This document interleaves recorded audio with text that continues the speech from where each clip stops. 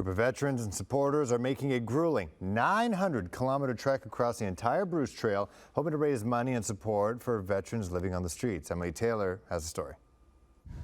From Tobermory all the way to Niagara-on-the-Lake, a group of veterans and supporters are braving the elements in support of homeless veterans. The team took off from Dundas this morning along the 9th annual Road to Recovery Ruck.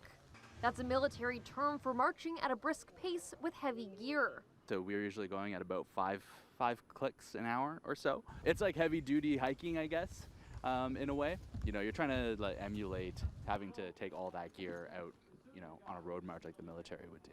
The Bruce Trail can get quite rocky at times, so it's a good thing I wore my hiking boots.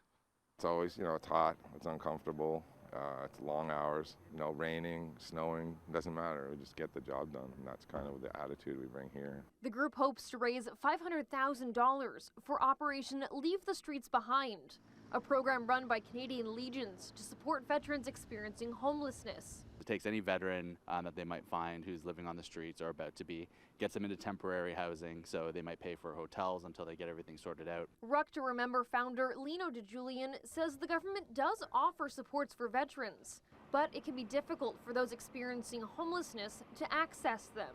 You need a place where that stuff can go, you need ID, so if you find yourself without an address, things can spiral really badly. He also says there's no clear figures on how many veterans are in need of help.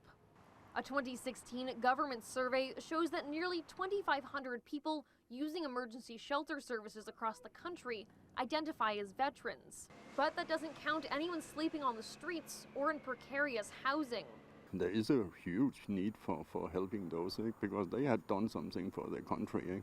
Helping homeless veterans, I mean, it feels like a duty to help our own, our community, but also that it brought me back into this community with the Legion and with my brothers. And the program has already helped over 1,000 veterans find housing.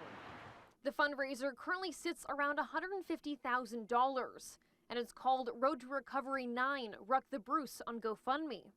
Emily Taylor, CHCH News, Dundas.